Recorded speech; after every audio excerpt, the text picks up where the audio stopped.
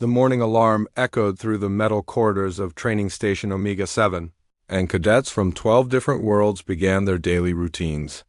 Some needed artificial gravity adjustments, others required specific atmospheric mixtures, but all shared the same goal of becoming officers in the Galactic Defense Coalition. Commander Thale reviewed the daily schedule on his datapad while walking toward the main training hall. His blue skin reflected the artificial lighting as he considered the challenges of training such a diverse group. The Kreelan cadets excelled at strategic planning but struggled with quick decisions. The Saurians were natural warriors but sometimes too aggressive for modern warfare. The Betans could calculate battle outcomes with mathematical precision but lacked the instinct for unexpected situations. Then there were the humans. 3 months ago, nobody had heard of Earth or its inhabitants. The Coalition had made contact with this new species during a routine exploration mission, and within weeks, the humans had requested to join the military academy. Their application was approved more out of curiosity than expectation. The human cadets had arrived quietly and kept to themselves. Rivers was tall and lean with short brown hair and serious eyes. Torres was shorter but broader with quick movements and an easy smile.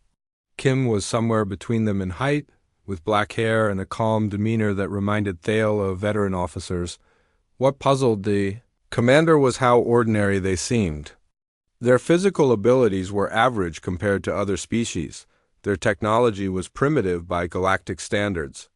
Their planet was unremarkable, orbiting a common yellow star in a quiet sector of space.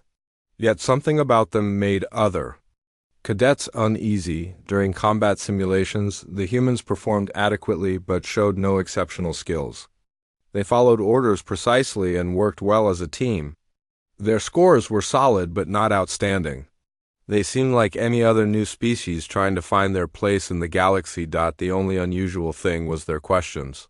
While other cadets asked about weapon specifications or tactical formations, the humans asked about supply lines, casualty evacuation procedures, and how long soldiers could fight without reinforcements.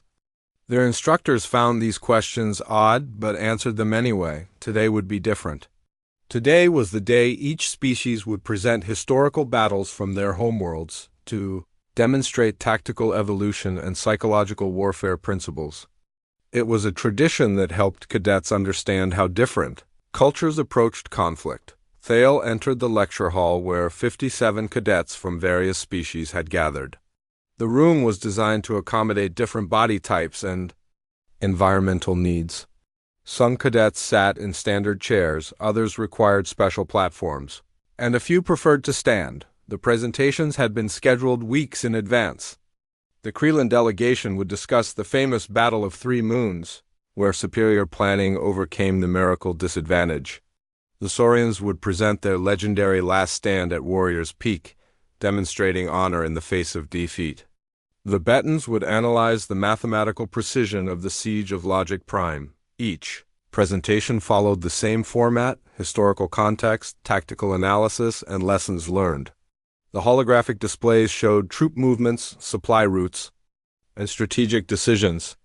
Everything was clean, professional, and educational. Rivers had signed up to represent the humans. When asked what battle he would present, he had simply said it would demonstrate human tactical adaptability. The topic was approved without much thought. The morning presentations went smoothly. The Kreelan battle showed how patience and planning could defeat larger forces. The Saurian conflict demonstrated the importance of morale and fighting spirit. The Betan siege proved that superior technology combined with logical thinking could overcome any obstacle. Each species applauded politely. After the presentations, the battles were impressive in their own ways, but they all followed recognizable patterns. Armies met, strategies were employed, and outcomes were determined by familiar factors like numbers, technology, or terrain advantages. As the lunch break ended, cadets returned to their seats for the afternoon session. The atmosphere was relaxed and scholarly. Several species had already presented, and the remaining presentations were expected to follow similar patterns. Rivers stood up and walked to the front of the room. He connected his datapad to the holographic display system and cleared his throat. His 2 human companions, Torres and Kim, watched from their seats with neutral expressions. "Today we will examine the Battle of Stalingrad," Rivers announced in his calm, measured voice. "This urban warfare engagement took place on our homeworld during what we call the Second World War. The battle lasted 200 days and involved approximately 2 million combatants." The alien cadets settled back in their seats, expecting another academic analysis. They had seen urban warfare before. The Altarians had presented a city siege just last month. The concepts were familiar: fortified positions, supply line control, and civilian population management. Commander Thale made notes on his datapad, curious to see how this new species would approach the subject. Urban warfare was complex, requiring coordination between multiple units and careful consideration of collateral damage. It would be interesting to see how primitive human technology handled such challenges. Rivers touched a control on his data pad, and the holographic display activated. The image showed a gray sky over a landscape of destroyed buildings. Snow fell steadily, mixing with ash and smoke. The scene looked like the aftermath of a natural disaster rather than a battlefield. The strategic objective was to prevent enemy forces from crossing the river and advancing further into our territory, Rivers explained matter-of-factly. Standard defensive doctrine required adaptation to environmental constraints and urban terrain. The display zoomed in to show human soldiers moving through the rubble-filled streets. Their equipment looked crude compared to modern galactic standards: metal helmets, fabric uniforms, and projectile weapons that seemed barely more advanced than throwing rocks. The alien cadets watched with professional interest. Every species had gone through primitive technological phases. It was educational to see how humans had adapted basic tools for warfare. The tactical formations looked competent, if unimaginative. What they did not realize was that Rivers had chosen this particular battle very carefully. He had not selected it to show human tactical brilliance or technological innovation. He had chosen it to demonstrate something else entirely, something that would challenge every assumption the galactic military had about the nature of warfare itself. The footage continued, showing more human soldiers advancing through the destroyed city. Everything seemed normal, routine even. The alien cadets took notes and prepared to analyze the tactical decisions being made. None of them suspected that they were about to witness something that would force them to reconsider everything they thought they knew about combat, survival, and the limits of what intelligent beings would do to achieve victory. The holographic display flickered as Rivers adjusted the controls, and suddenly the lecture hall filled with the sounds of distant explosions and weapons fire. The alien cadets leaned forward in their seats, studying the tactical situation unfolding. Before them, human soldiers moved through streets that looked like they had been hit by asteroid impacts. Buildings stood as hollow shells, their walls pockmarked with holes. Smoke drifted between the ruins, and the ground was covered with debris and bodies. Phase 1 involved urban penetration against fortified positions, Rivers explained, his voice carrying the same neutral tone he might use to discuss supply logistics. Enemy forces had established defensive positions throughout the city center. The Kreelan cadets nodded approvingly as they watched human soldiers advance in coordinated groups. The tactical coordination was sound, if primitive. Each unit moved with purpose, covering each other as they advanced through the dangerous terrain. Cadet Vel, the Betan analyst, was taking detailed notes on his datapad.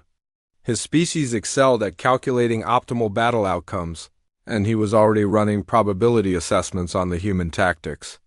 The numbers looked reasonable for a species at this technological level. The Saurian cadets watched with the critical eye of born warriors. Their own species had faced similar urban combat scenarios, though with much better equipment. They respected the straightforward approach the humans were taking, even if it lacked the honor-bound traditions of Saurian warfare. "Notice the unit cohesion," observed Cadet Nix, a Saurian whose scaled skin had turned a deeper shade of green, indicating professional interest. "They maintain formation discipline despite the chaotic environment?" Rivers nodded.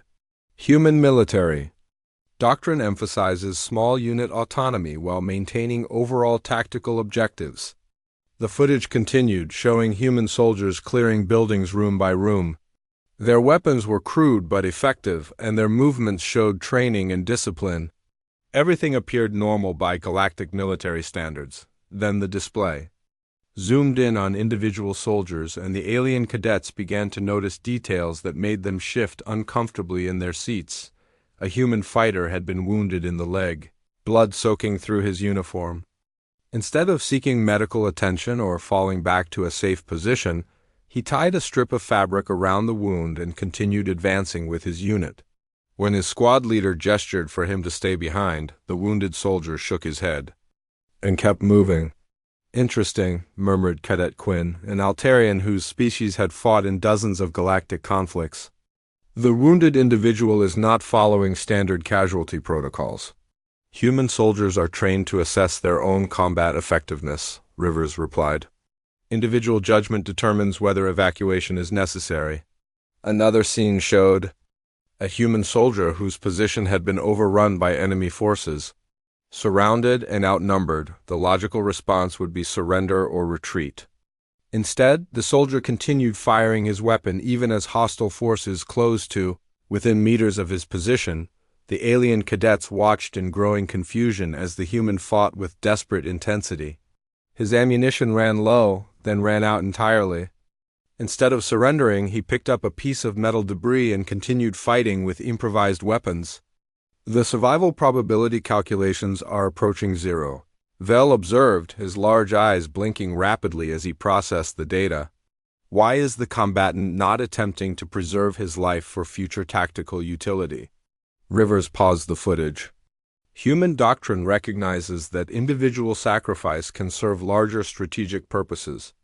Each soldier is trained to maximize their contribution to the overall mission. The presentation continued, but the atmosphere in the lecture hall had changed. The alien cadets were no longer taking casual notes. They were staring at the display with expressions of growing disbelief. The footage showed human soldiers fighting through buildings that had been reduced to rubble. When their weapons failed, they used tools and debris as weapons. When they ran out of ammunition, they fought with knives. When they lost their knives, they fought with bare hands. A particularly disturbing scene showed a human soldier who had been trapped in a collapsed building for 3 days. When enemy forces finally cleared the rubble, they expected to find a corpse. Instead, the soldier emerged and immediately engaged an entire enemy patrol, eliminating them with a combination of stealth and savage determination. "How is this possible?" whispered Cadet Nix, his warrior pride clearly shaken by what he was witnessing. "The physical and psychological stress should have incapacitated him days ago. Humans possess what we call survival instinct," Rivers explained. "Training enhances natural responses to life-threatening situations." The Kreelan cadets had stopped taking notes entirely. Their species prided itself on logical strategic thinking, but what they were seeing defied all logical analysis. The human soldiers were fighting beyond any rational assessment of their chances for survival, Commander. Thale watched from his observation post, his own combat experience helping him understand what the cadets were struggling to comprehend. He had seen many species fight, but what the humans were demonstrating was something entirely different. The footage moved to a scene that would haunt the alien cadets for months afterward. A human medic was treating wounded soldiers in the basement of a destroyed hospital. His medical supplies were nearly exhausted, and he was working by the light of a single electric lamp when enemy forces breached the building above. The medic could hear their footsteps approaching. The logical response would be to evacuate the wounded who could move and abandon those who could not. Instead, the medic grabbed a rifle and prepared to defend his patients. What followed was 27 minutes of the most intense combat footage any of the alien cadets had ever witnessed. The medic fought while simultaneously treating wounded soldiers. He would fire at attacking enemies with one hand while performing surgery with the other when his ammunition ran out. He used medical instruments as weapons. When those broke, he fought with whatever was available. All the while, he continued to care for his patients, never abandoning his medical duties even as he engaged in lethal combat. "This is not rational behavior," Vel said, his voice carrying. a tremor that his species rarely displayed. The probability of success was mathematically impossible. Yet he succeeded, Rivers replied simply. The wounded soldiers were evacuated, and the enemy advance was delayed by over an hour. The alien cadets stared at the display in stunned silence. What they had witnessed challenged every assumption they had about combat, duty, and the limits of what intelligent beings would do to achieve their objectives. The footage was far from over, but already half the class was showing signs of severe psychological distress. They had come to learn about military tactics and strategy, but they were witnessing something that transcended normal warfare entirely. Rivers prepared to continue the presentation, unaware that he was about to show them scenes that would cause many of them to question whether they belonged in the same military organization as the humans. The holographic display shifted to show the siege's final weeks, and the temperature readings at the bottom of the screen made several alien cadets check their translation devices. -40 degrees was approaching the lower survival limits. For most galactic species, even with environmental suits, the human soldiers on screen wore the same basic uniforms they had started with, but now they were patched with scraps of fabric and metal. Their faces were gaunt from hunger, marked by frostbite and blackened by smoke and dirt. By all galactic military standards, these forces should have been evacuated weeks ago. Supply lines had been cut for 37 days, Rivers explained, in the same matter-of-fact tone he had used throughout the presentation. Standard resupply operations were impossible due to enemy fire control.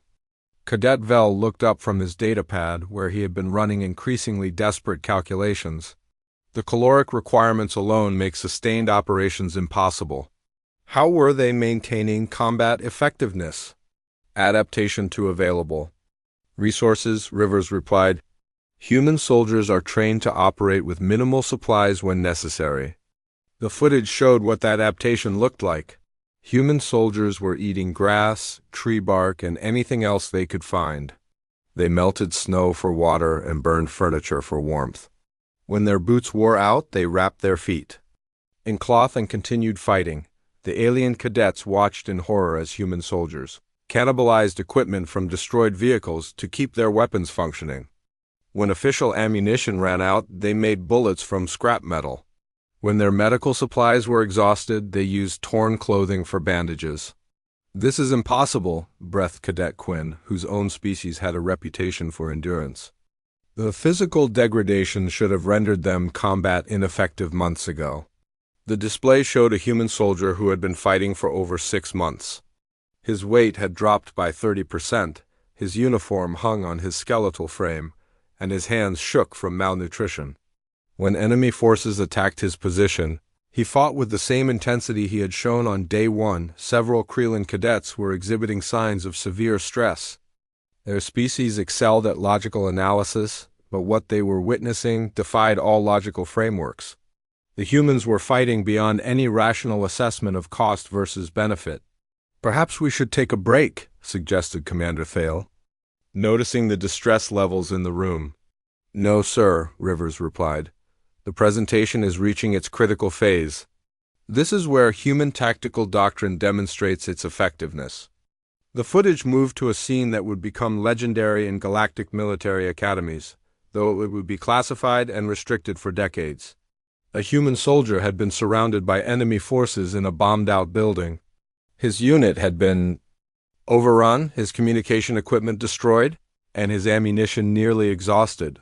The logical response would be surrender. The honorable response would be a quick death in combat. What the human did was neither logical nor honorable by galactic standards. He fought for 27 minutes. The alien cadets watched a single human soldier hold off an entire enemy squad. When his rifle ammunition ran out, he used a pistol. When the pistol was empty, he threw grenades. When the grenades were gone, he fought with a knife. When the knife broke, he used pieces of metal and stone. When those failed, he fought with his bare hands. Even when wounded multiple times, even when bleeding from dozens of injuries, even when his body was failing from exhaustion and blood loss, he continued fighting. Stop the footage, Cadet Nick said suddenly, his scaled skin now pale with shock. This is not military training. This is documentation of psychological breakdown. The soldier is exhibiting clear signs of combat-induced psychosis, added Vel, his analytical mind desperately trying to categorize what he was seeing. No rational being continues fighting under these conditions. Rivers paused the display. The soldier achieved his tactical objective. Enemy forces were delayed for over an hour, allowing civilian evacuation of the surrounding area. At what cost? Quinn demanded. The individual casualty rate approaches 100%. This is not tactics, this is mass suicide.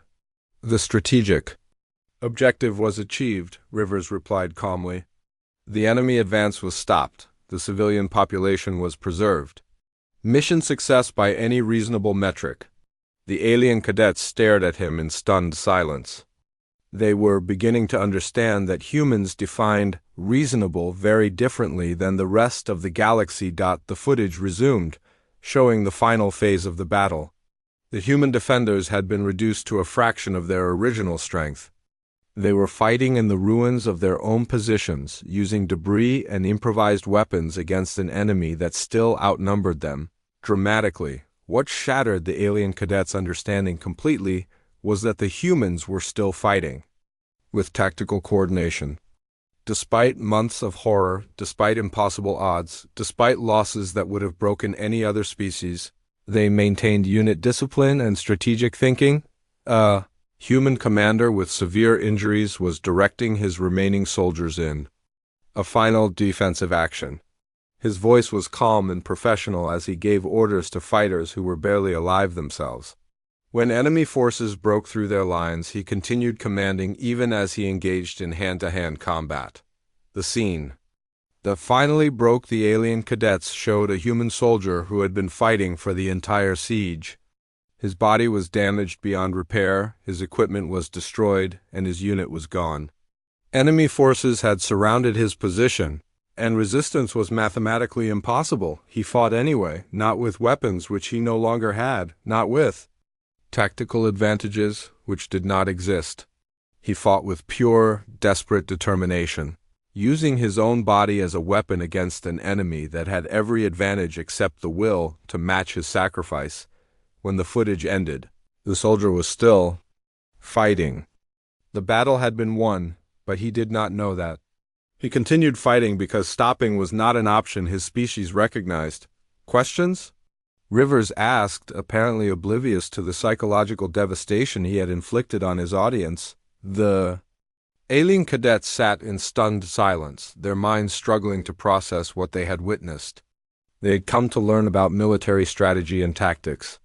Instead, they had seen something that challenged their understanding of life, death, and the nature of intelligent behavior itself. Half the class was exhibiting signs of severe psychological distress. The other half was staring at the three human cadets with expressions that mixed awe, terror, and something approaching religious dread. Commander Thale realized that the galaxy's understanding of warfare was about to change forever. The humans had not just shown them a battle. They had revealed something fundamental about their species that would reshape military doctrine across dozens of worlds. The question was whether the other species could psychologically handle serving alongside beings who treated impossible odds as merely challenging circumstances. The holographic display faded to black, leaving the lecture hall in absolute silence. The only sounds were the soft hum of the ventilation system and the occasional rustle of alien cadets shifting in their seats. Commander Thale noticed that several cadets had begun exhibiting physical symptoms of severe psychological distress. Cadet Vel, the Betan analyst whose species prided itself on logical thinking, was hyperventilating. His large eyes were dilated with something approaching panic as he stared at the now empty display. The mathematical models he had been running throughout the presentation had produced results that his mind simply could not accept. Questions? Rivers asked again, his tone suggesting he genuinely expected academic discussion about tactical principles. The silence stretched for nearly 30 seconds, before Vel stood abruptly. His chair scraped against the floor with a harsh metallic sound that made other cadets flinch. His normally composed demeanor had cracked, revealing something raw and frightened underneath. "This is not military training," he said, his translated voice carrying emotional undertones that Bettons rarely displayed. "This is documentation of species-wide psychological aberration." Rivers looked genuinely puzzled. "The battle footage demonstrates standard human defensive doctrine under siege conditions. The tactical principles are widely applicable to similar scenarios." "Standard?" Vel's voice cracked. You consider this standard military behavior?" "The casualty ratios are completely unsustainable," added Cadet Nix, the Saurian warrior whose own species had a reputation for courage in battle. "No rational military force would accept such losses for territorial gain." "Yet the objective was achieved," Rivers replied with the same calm tone he had used throughout the presentation. "The enemy advance was stopped. The strategic position was maintained. The civilian population was preserved." More cadets began to stand. The Kreelan delegation, whose species had fought in dozens of galactic conflicts, moved toward the exit with quick, nervous movements. Their usual methodical approach had been replaced by something approaching panic. "Where are you going?" "Commander," Thale called out, rising from his observation post. "To request immediate transfer," Vel replied without turning around. "We came here to learn military strategy, not to witness mass psychological breakdown disguised as combat doctrine." The Beton delegation followed Vel toward the door, their advanced intellects apparently overwhelmed by what they had witnessed. Other species began to follow, creating a steady stream of cadets abandoning the lecture hall. The humans fight beyond any rational assessment of survival probability, explained Cadet Quinn, the Altarian who had served in 3 different galactic conflicts. "How do we fight alongside beings who do not recognize the basic concept of acceptable losses?" "Every species has acceptable loss thresholds," added another cadet. "It is fundamental to military science. Without it, warfare becomes mindless slaughter." Torres, one of the other human cadets, looked confused. "But we won. The city was held, the enemy was defeated, and the strategic objective was achieved. How is that mindless slaughter?" "At what cost?" Nix demanded, his scaled skin now pale with shock. "Your species treated individual survival as completely optional. That is not courage, that is psychological pathology." Kim, the 3rd human cadet, spoke for the first time. "Would you have preferred we lost? Should we have surrendered when the odds became unfavorable?" The question sparked angry responses from multiple species. The Saurians considered surrender dishonorable but recognized it as preferable to meaningless death. The Kreelan believed in tactical withdrawal when positions became untenable. The Bettons calculated optimal survival strategies that balanced loss against gain. "There are established protocols for military surrender," Quinn explained. "When casualty projections exceed strategic value, rational commanders negotiate terms or execute tactical withdrawal." "But then the enemy would have won," Rivers said simply. "The city would have fallen, the civilians would have been killed or enslaved, and the strategic position would have been lost." "Some objectives are not worth achieving," Vel replied from the doorway. "The cost of your victory exceeded its value?" "By any reasonable calculation?" "Not by human calculation," Kim said quietly. The words hung in the air like a threat. The alien cadets suddenly understood that they were not just dealing with a species that had different tactical doctrines.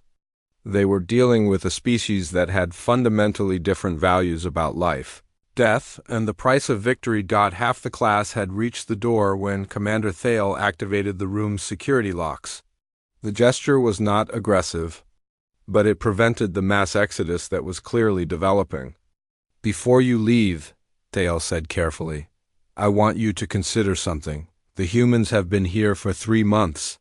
They have attended every class, participated in every exercise, and followed every regulation. They have been model cadets. In every way, until today," Vel replied. "Today they revealed what they truly are." "What are we?"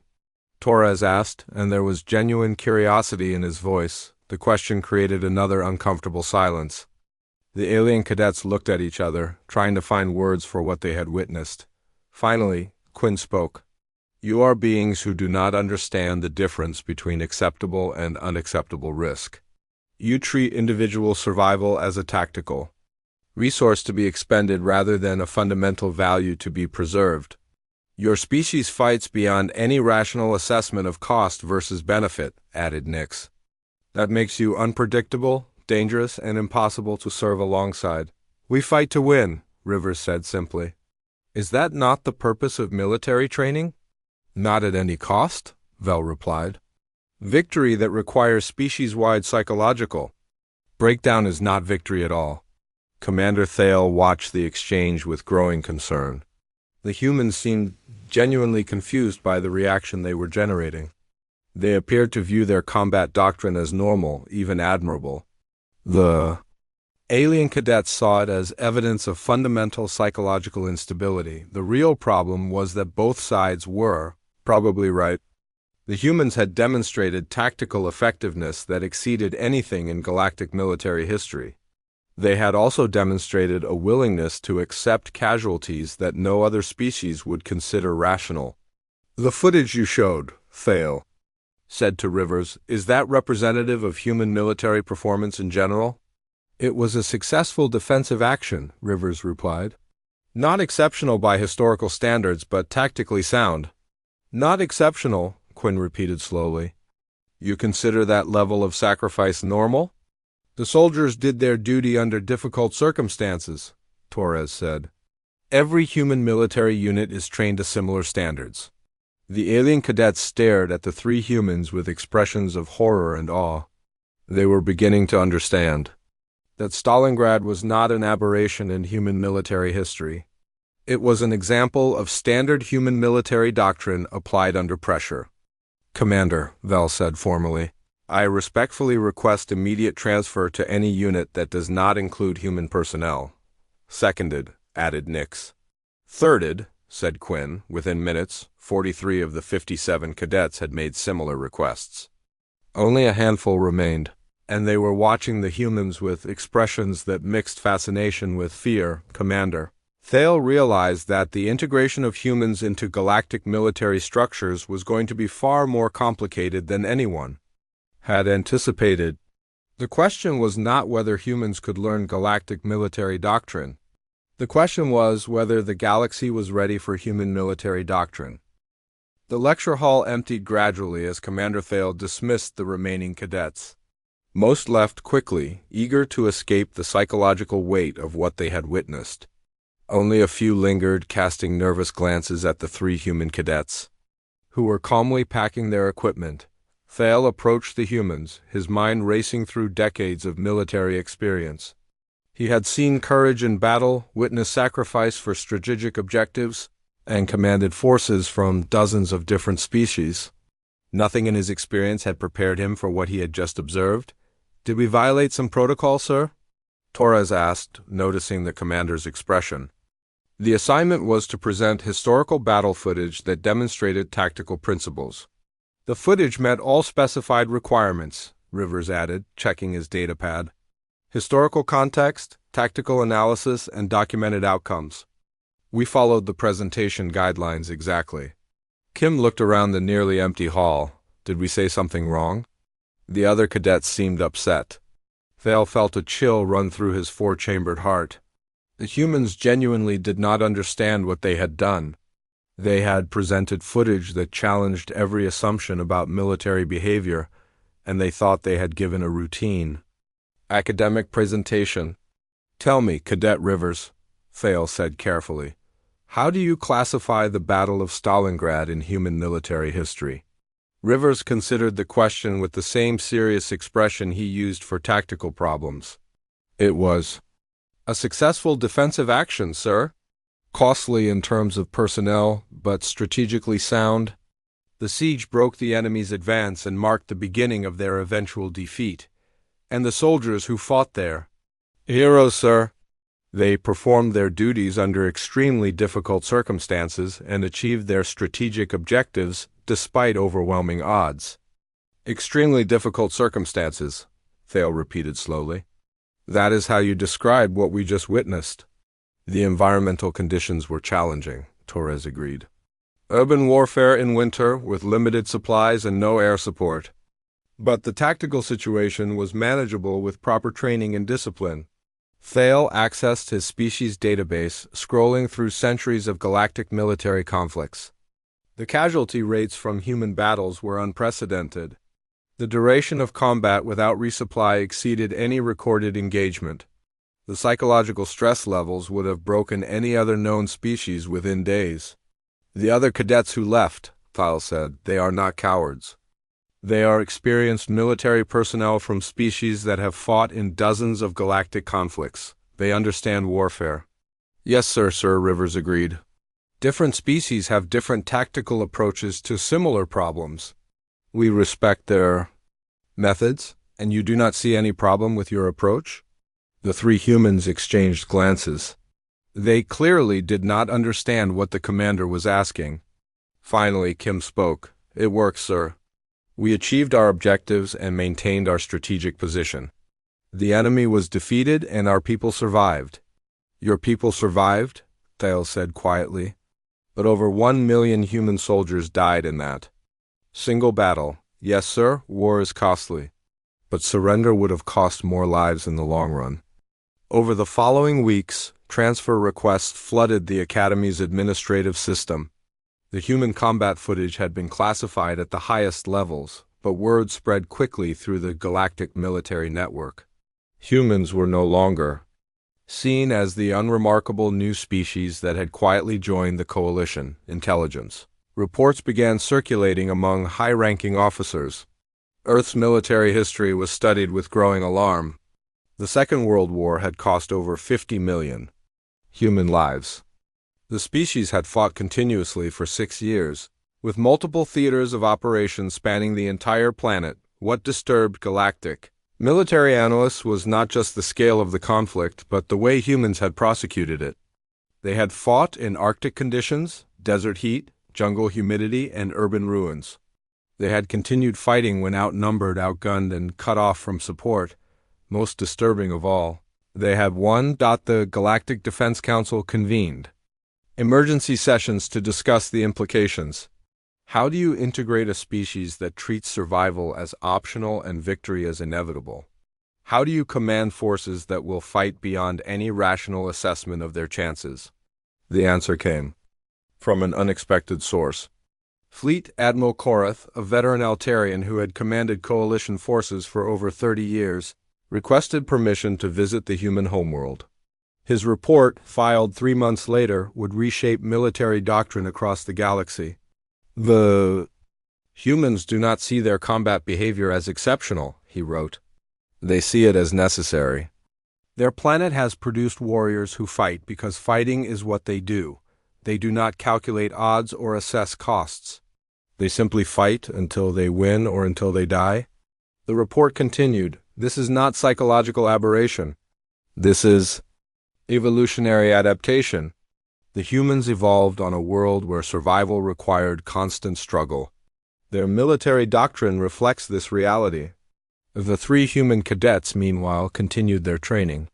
They were reassigned to advanced tactical courses after their classmates transferred to other programs.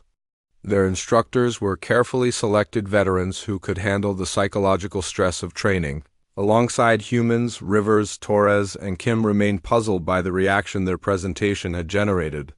They had shown what they considered a standard military engagement demonstrating human tactical adaptability under pressure.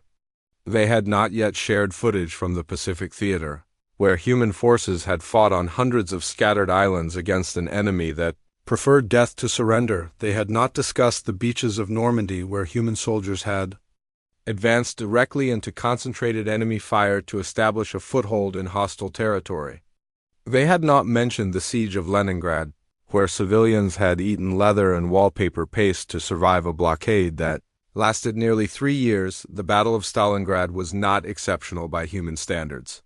It was simply what humans did when faced with an enemy that threatened their survival.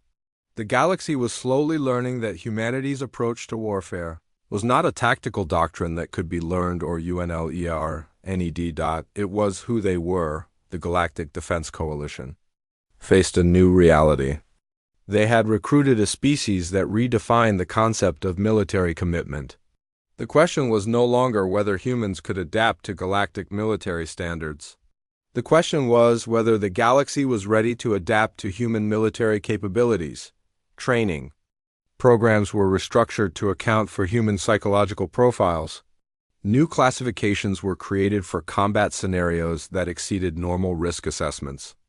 Military doctrine was rewritten to include tactical options that no other species would consider. The humans had joined the coalition as students eager to learn from more advanced civilizations. They were rapidly becoming teachers, demonstrating capabilities that challenged every assumption about the nature of warfare itself. Commander Thale filed his final report on the incident 6 months later. His conclusion was simple: the humans do not fight wars, they fight to survive. There is a difference, and it changes everything.